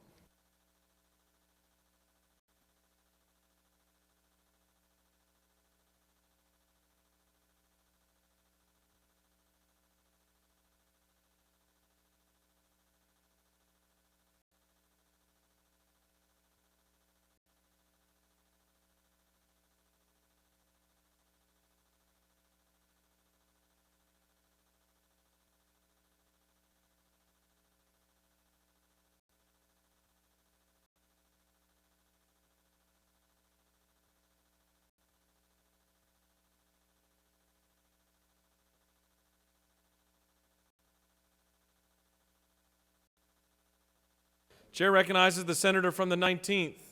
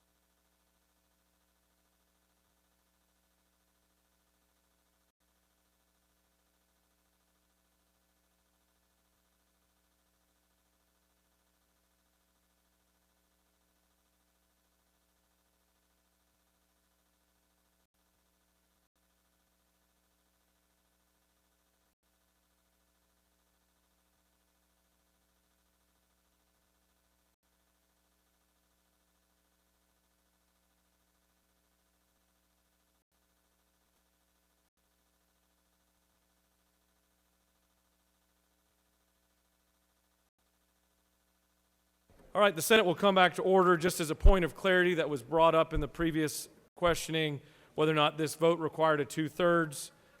It is the determination of the chair and the Secretary of the Senate that it does require a 2/3 vote for this bill, for this measure to pass. It will require a 2/3 vote for this measure to pass. Are there any additional senators that wish to speak for or against the measure?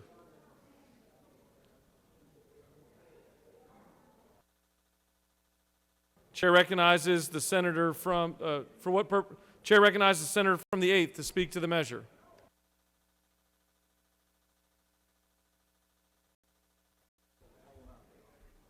I'll just make this quick. I just urge the people and my colleagues in this chamber to vote favorably upon this. I could go on and on about what's happening across this country in the agricultural sector, but the truth of the matter is, when you look at the costs and everything that's happened in our economy, these crop dusters, which, by the way, the majority of the crop dusters in this state are farmer-owned planes. They spray their own crops as well. The farmer has nobody to pass it on to. And we've seen throughout this pandemic, when we had in Europe, when they were airlifting food in, at some point in time in this country, we've got to decide that food security is just as important to our national security as any other issue. So anyway, I yield the will, Mr. President. Thank you. For what purpose does the pro tem rise? Chair recognizes the pro tem to speak to the measure. Thank you, Mr. President. I echo the sentiments of the senator from the 8th. This is not a partisan bill. A hungry child doesn't know Democrat or Republican. The senator from the 19th brings up a great point regarding the application of the taxes, and does it apply to a farmer who owns his aircraft versus a farmer who contracts his aircraft. And those are all very good points. And some senator brought up the point that is he required to pass that savings on to the farmer? I'm sure he's not required to, but the fact of the matter is it creates competition, and competition is good for consumers. Anytime you have competition, it drives prices down. And I would express my support of this measure, and I hope that my colleagues on both sides of the aisle will do so as well. Thank you, Mr. President. I yield the will. Chair recognizes the senator from the 52nd to speak to the measure.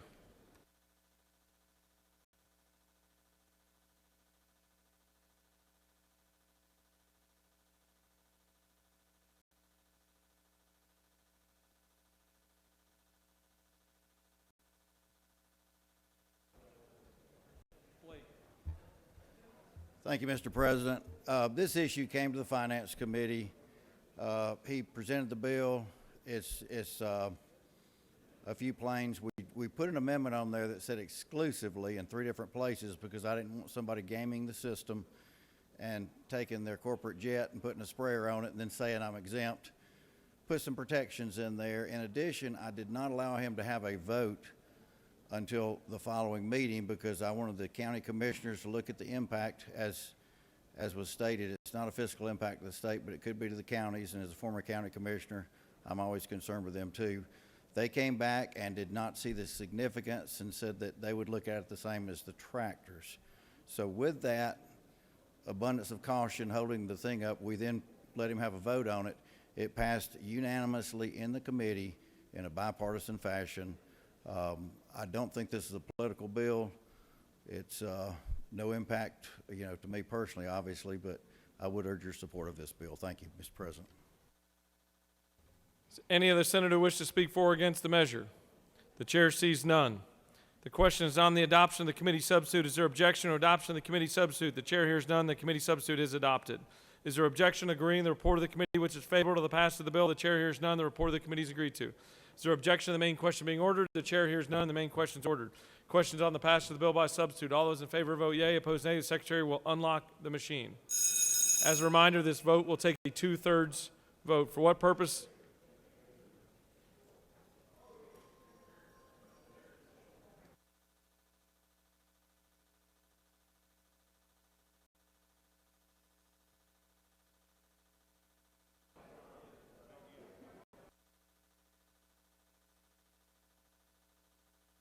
For what purpose does the senator from the 13th rise?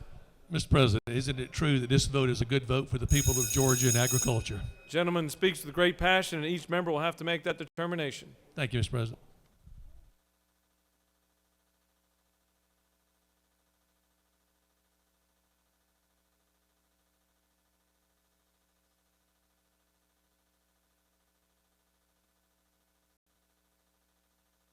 For what purpose does the majority leader rise?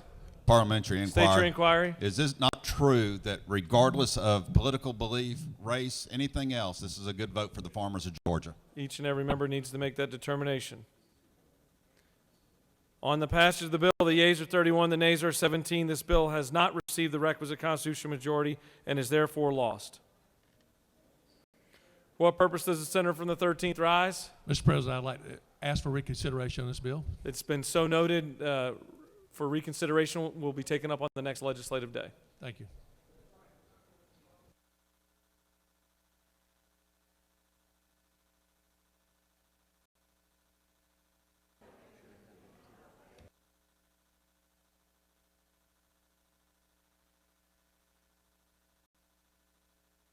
Mr. Secretary, can you please read the caption of Senate Bill 493?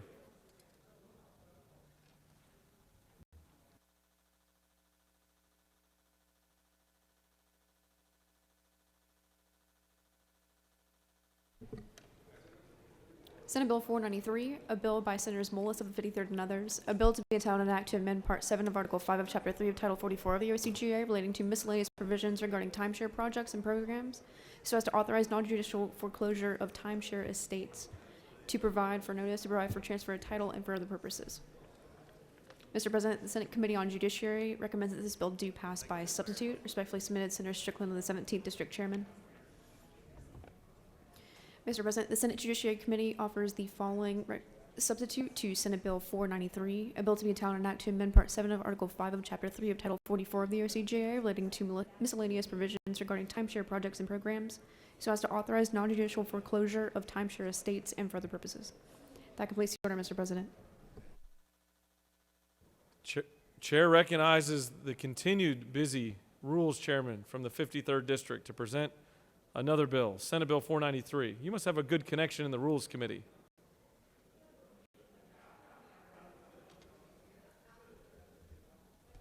Thank you, Mr. President. I need to exercise. That's why I'm coming up here so much today.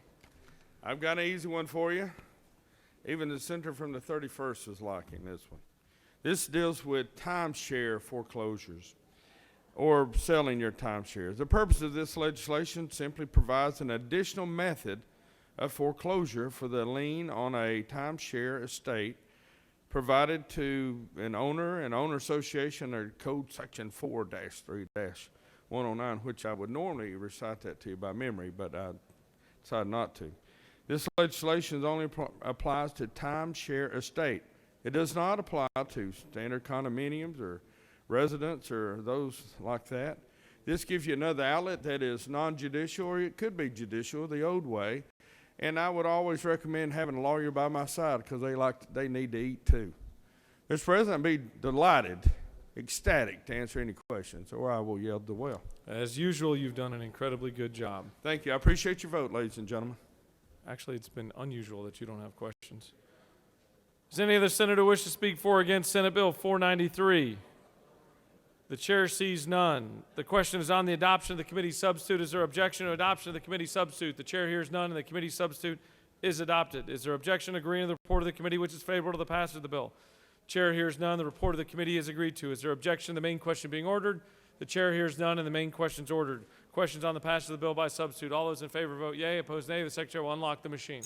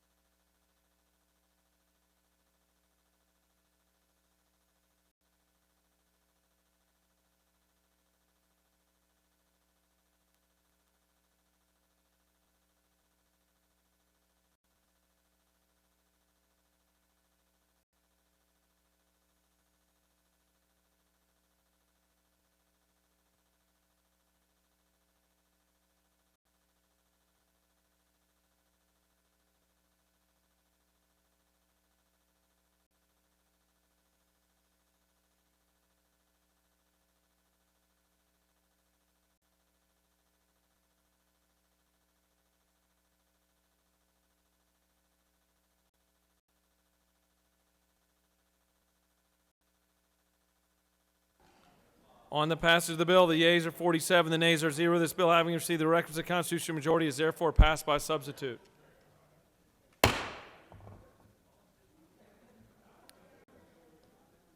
Ms. Secretary, can you please read the caption to Senate Bill 529?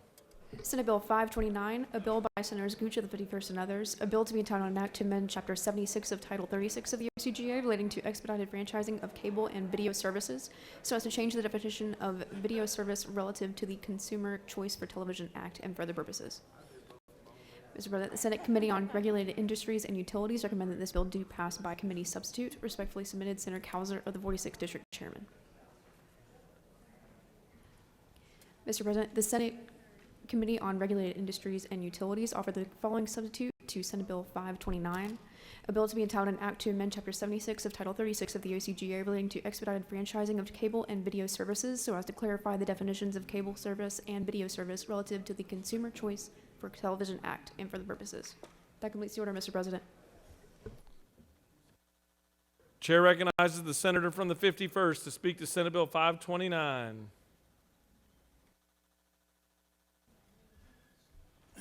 Thank you, Mr. President. Colleagues, I have before you Senate Bill 529. This is a bill dealing with franchise fees across our state. As you are aware, franchise fees are a 5% charge that's applied to cable, television, telephone cables, and power cables, and mostly municipal governments on the city, county, and state right-of-ways.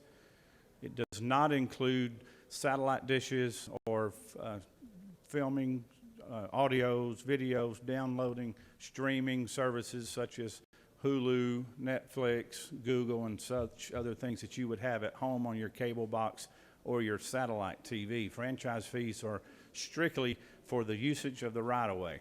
This bill clarifies state law that those other services should not be paying franchise fees. We have a couple of cities that thought they found loopholes in the law. There was a court order, a court judgment pending on that to clarify that. This simply just clears up the language in the bill, so I would ask for your considerable favor and favorable consideration and vote for this bill today. I'll yield for any questions. You don't appear to have any questions. Thank you very much. Any other senator wish to speak for or against Senate Bill 529? Chair sees none. The question is on the adoption of the committee substitute. Is there objection to adoption of the committee substitute? The chair hears none, and the committee substitute is adopted. Is there objection to agreeing the report of the committee, which is favorable to the passage of the bill? The chair hears none. The report of the committee is agreed to. Is there objection to the main question being ordered? The chair hears none, and the main question is ordered. Questions on the passage of the bill by substitute. All those in favor vote yea. Opposed nay. The secretary will unlock the machine.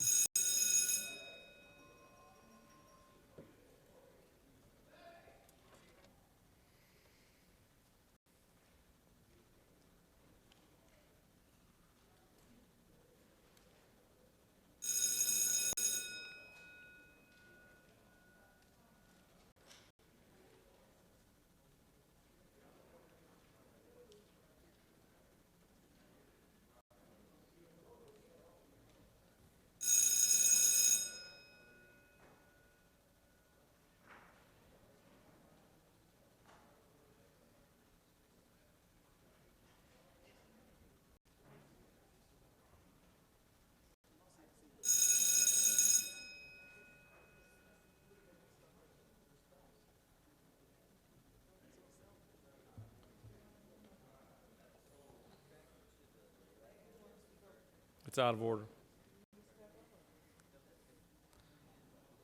On the passage of the bill, the yeas are 49, the nays are 0. This bill, having received the requisite constitutional majority, is therefore passed by substitute.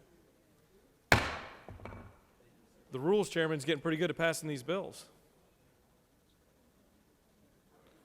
Ms. Secretary, can you please read the caption of Senate Resolution 319? Senate Resolution 319, a resolution by Senators Gooch of the 51st and others, a resolution recognizing the current electoral college system as the best way to elect the President of the United States and for other purposes. Mr. President, the Senate Committee on Rules recommend that this resolution do pass. Respectfully submitted, Senator Melissa, the 53rd District Chairman. That completes the order, Mr. President. 51st. Chair recognizes the senator from the 51st to present Senate Resolution 319. Thank you again, Mr. President and colleagues. Before you, you have Senate Resolution 319, which is a resolution that supports the Electoral College process, which is the way we have historically elected the President of the United States. We have shown this support in the past few years, and I would ask you to vote for this resolution. I'll give you a couple of details. If you're familiar with the electoral process, each state has a certain amount of delegates that are elected. It's based on the fact that you have 2 U.S. senators and 1 vote for each congressional district in that state. So the fairness in this is that it allows every state to have some voice in who is elected president versus the national vote that others may support. We believe that this is a more fair way. It keeps everybody in the game. It allows for the candidates that are running for president to come to the states, just like Georgia was a swing state in 2020 when President Biden and President Trump were competing against each other. You saw a lot of Democrats and a lot of Republicans working the landscape across our state. And if we did not have this electoral college process, you probably wouldn't see a lot of the candidates, you wouldn't see a lot of the money being spent in Georgia like you do today. In fact, states like California, Texas, New York, and Florida would make the majority of the decisions on who the president of the United States is. So I would urge you to support this resolution. And I know on your desk you saw a reminder from our minority leader. I want to thank the minority leader for placing that on our desk today. A few years ago, this body passed a different resolution. And the only thing I would say to that, Madam Leader, is that we all make mistakes in life. In fact, I remember a few years ago, I sponsored a bill with the former senator from the 50th, also known as Dirt Road. He's no longer in the Senate, but I co-sponsored a bill of his and I voted against it a few weeks later. So we've all made mistakes. We've seen the light, and praise the Lord, we found Jesus. So thank you, and I would urge you to vote for this resolution. Chair recognizes the senator from the minority leader to speak to the measure.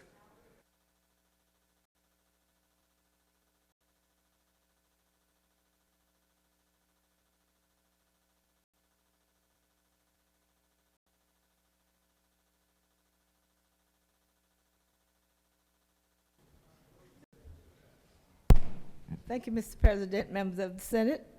And I just want the senator from the 51st to know that your mistakes can come back to bite you, can't they? So in 2016, the senator was referring to this 2 pages I had put on your desk this morning. In 2016, so there was a resolution to elect the president by national popular vote. And that is the mistake that the senator from the 51st is referenced. And so there were nearly every senator in this body that voted for the resolution to vote by national popular vote. And now we're flip-flop to vote by electoral college. So I will encourage you to vote against this measure. Thank you, Mr. President. I will leave the well.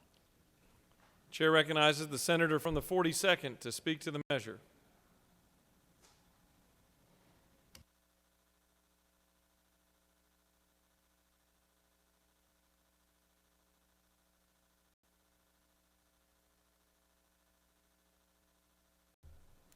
Thank you, Mr. President and colleagues. I had a few questions about this resolution for our esteemed senator from the 51st, but I didn't have the opportunity to ask them. So I was just going to come to the well for just a moment to point out a few of the topics that I had questions about as it relates to this amendment extolling the electoral, or resolution extolling the electoral college. Just a few things that are worth mentioning as we weigh what is the best method of electing the President of the United States. In 2000 and 2016, the winner of the Electoral College lost the popular vote.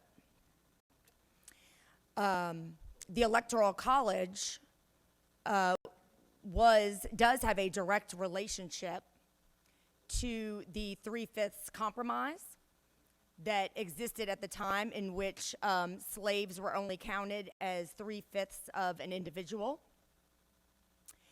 And that was one of the reasons for the adoption of the Electoral College, because otherwise, since 1/3 of the population in the South at the time was enslaved and could not vote, if we had done a direct popular vote, the South obviously would not have been able to have its actual numbers of residents reflected in the popular vote, because of the lack of slaves being able to vote, and the fact that slaves were only counted as 3/5 of a person. So I would posit to you right off the top that we need to look very carefully at these origins and think about whether it serves us today to continue an institution that was started in part as a direct response to the fact that the South had 1/3 of its population enslaved.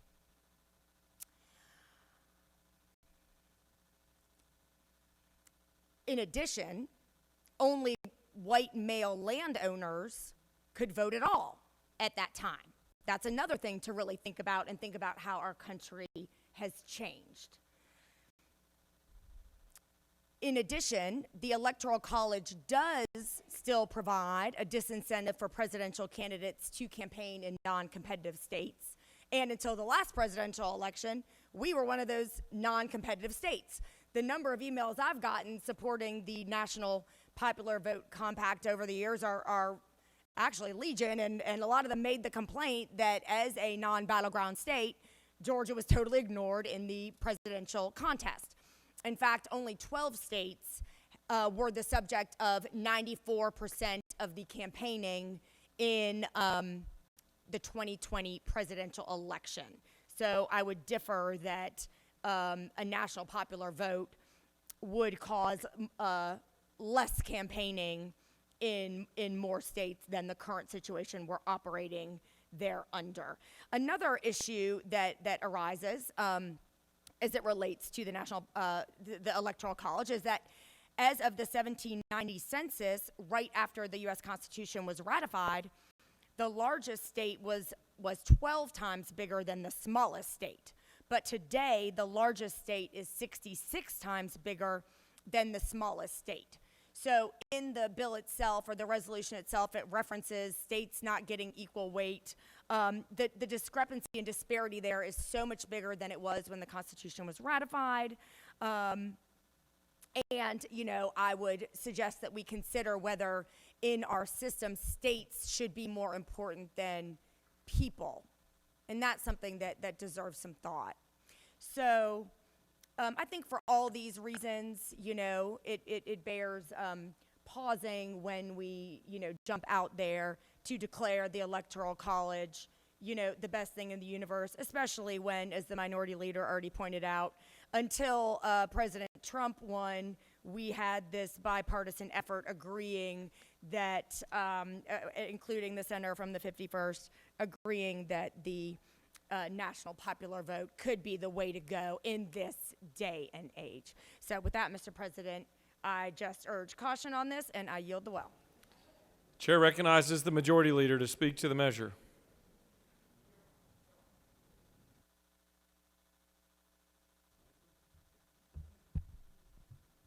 Wow, this is on a resolution. I'm sure it's going to change the fate of the world with this resolution here. There are some points that I want to clarify, though. The 3/5 count was actually a northern introduction, and it had nothing to do with the Electoral College. What it had to do with was representation, like we just went through with the redistricting and reapportionment. That's what the 3/5 did. The northern states didn't want to count everybody as a full person because it would have given the South greater representation. Now, it's abysmal to even think of anybody could at one point call another human being 3/5 of a human being. But I just wanted to make sure it was clear that that was not an initiative made by those states. It was an initiative to maintain power from the northern states. The second thing that, and I'm so appreciative the minority leader put this list on here, and I'm really, really thankful that it's the whole list on it, Because if you look at the second page and you look down at the bottom left-hand side, the status history, this thing was so well regarded that it got assigned to SLOGO, didn't have a hearing, and nothing else happened to it from that point on. So, yes, there are people in here in this room, and if we want to go back and look at the, and I'm glad to do that because that works in our favor, to look at everybody's historical votes that are in this chamber that have been here for more than a couple of years. That's a great thing. We ought to do that with everyone. But when you compare stuff that some of y'all's names are on that actually passed to a bill that was assigned to a committee that didn't even have a hearing and was never voted upon, I'll take that every day. So it's a resolution that says the form of electing our president that was defined in the Constitution is the best form of selecting the president. I'll sit here and debate that for a couple more hours for a resolution. I yield the well. Chair recognizes the senator from the 22nd, the minority whip, to speak to the measure.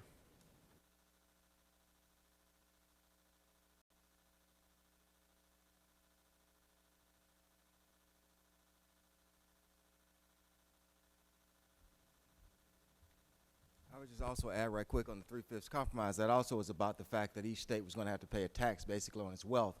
And since slaves were property, the southern states didn't want to pay a full tax on its wealth. So it was a compromise on both levels. Bottom line, it was a compromise to basically denigrate black bodies in this country. I yield the well. Does any other senator wish to speak for or against Senate Resolution 319? The chair sees none. Is there objection to agreeing to the report of the committee which is favorable to the adoption of the resolution? The chair hears none. The report of the committee is agreed to. Is there objection to the main question being ordered? The chair hears none, and the main question is ordered. Questions on the adoption of the resolution. All those in favor vote yea. Opposed, nay. The secretary will unlock the machine.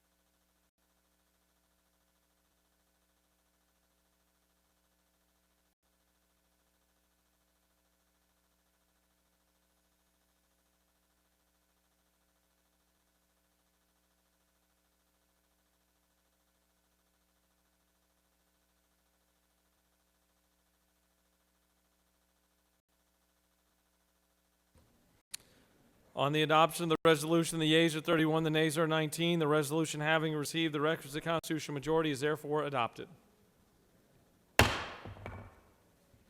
Ms. Secretary, can you please read the caption of Senate Resolution 479? Senate Resolution 479, a resolution by Senators Brass of the 28th and others, a resolution commending Taiwan for its relations with the United States and the state of Georgia and for other purposes. Mr. President, the Senate Committee on Rules recommend that this resolution do pass. Respectfully submitted, Senator Mullis of the 53rd District Chairman. That completes the order, Mr. President.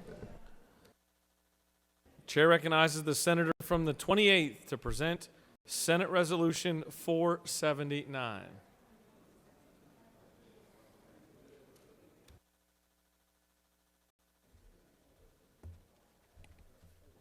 Thank you, Mr. President. Colleagues, I'm here to end us on a happy note on this glorious Friday. And I bring us this resolution that simply commends our partnership with Taiwan.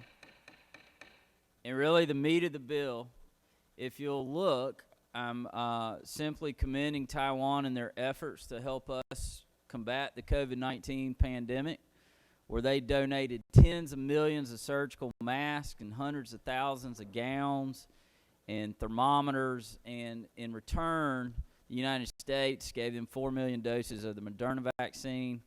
And then also down on lines 26 through 31, you'll see that Taiwan is the United States' 9th largest trading partner, and the United States is the Taiwan's 2nd largest trading partner. And I'm hoping with this resolution we can get that to number 1.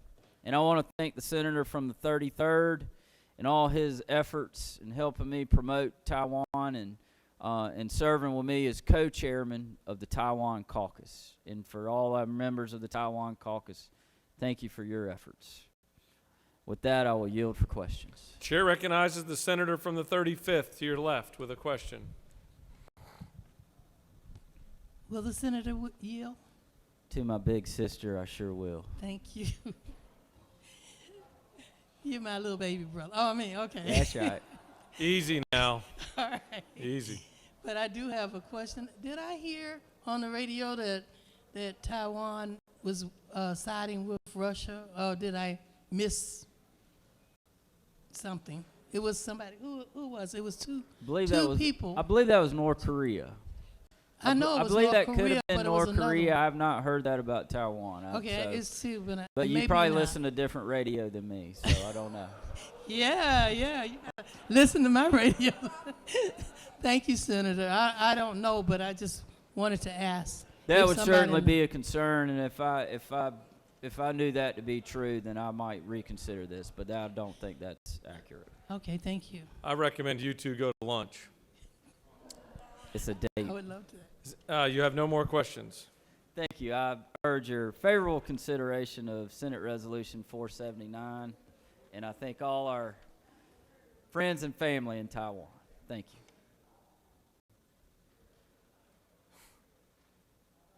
Does any other senator wish to speak for or against Senate Resolution 479? Chair sees none. Is there objection to agreeing to the report of the committee which is favorable to the adoption of the resolution? The chair hears none. The report of the committee is agreed to. Is there objection to the main question being ordered? The chair hears none and the main question is ordered. Questions on the adoption of the resolution. All those in favor vote yea. Opposed nay. The secretary will unlock the machine.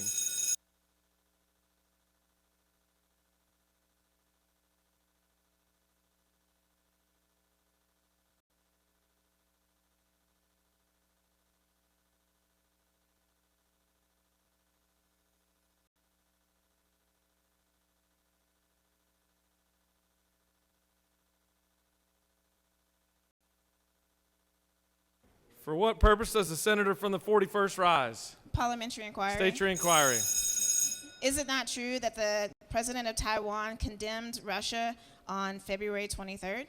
Certain the senator knows of what she speaks. Thank you for that clarity.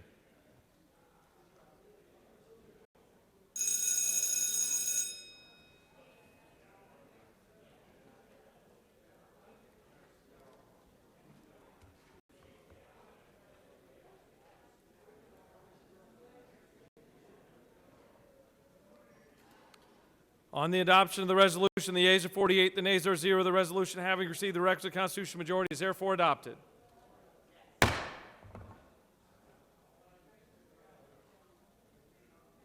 Chair recognizes the senator from the 37th. Mr. President, I ask unanimous consent that Senate Rule 3-1.2 be suspended to allow for Senate Resolution 623 to be read the first time and referred to committee. Ms. Secretary, can you please read the caption? Senate Resolution 623, a resolution by Senator Tippins of the 37th, a resolution proposing an amendment to the Constitution of Georgia so as to provide for staggered 4-year terms of office for members of the Senate and for other purposes. That completes the order, Mr. President. Senator from the 37th has asked for unanimous consent for Senate Resolution 623 to be read for the first time and referred to a committee. Is there objection? The chair hears none, and it is referred to ethics.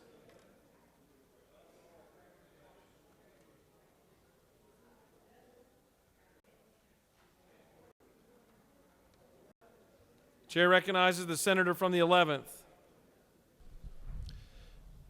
Thank you, Mr. President. Mr. President, I ask unanimous consent that Senate Rule 3-1.2 be suspended to allow Senate Bill 605 to be read the first time and be referred to committee. Ms. Secretary, can you please read the caption?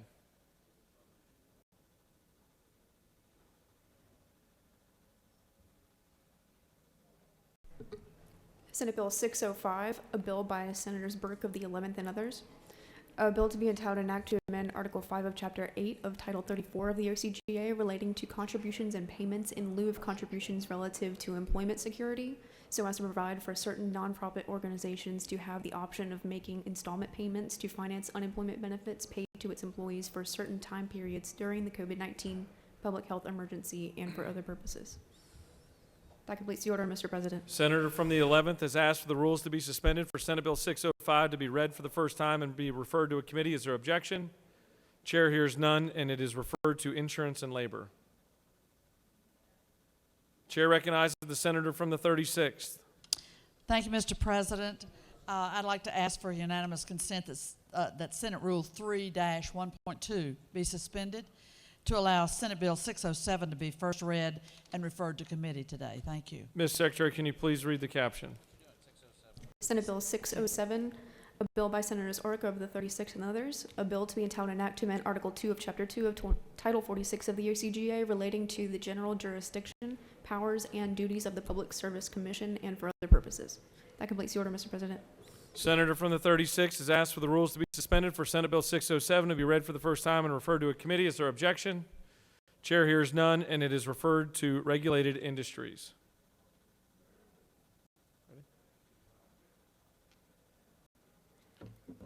Chair recognizes the Majority Leader. Thank you, Mr. President. I move that the Senate stand adjourned until 10 a.m. on Tuesday, 8 March 2022. Mr. Secretary, do you have any announcements? Mr. President, there are only 2 meetings today. The Rules Committee will meet approximately 20 minutes after the session, and the Finance Committee will meet at 1 o'clock in room 450. Those are the only 2 meetings today. We've posted Mondays. I'm sorry, we're going to post Monday's schedule up here because you have a heavy committee schedule on Monday, which begins at 8 o'clock. 8 o'clock in the morning, so check the website on your committee meetings for Monday. These are the 2 committee meetings today. Does any senator wish to make an announcement? The chair sees none. The Majority Leader has moved that the Senate stand adjourned until Tuesday, March 8th, 2022 at 10 a.m. All those in favor of the motion signify by saying aye. Opposed, no. The ayes have it, and the Senate stands adjourned. Have a great weekend. Travel safe.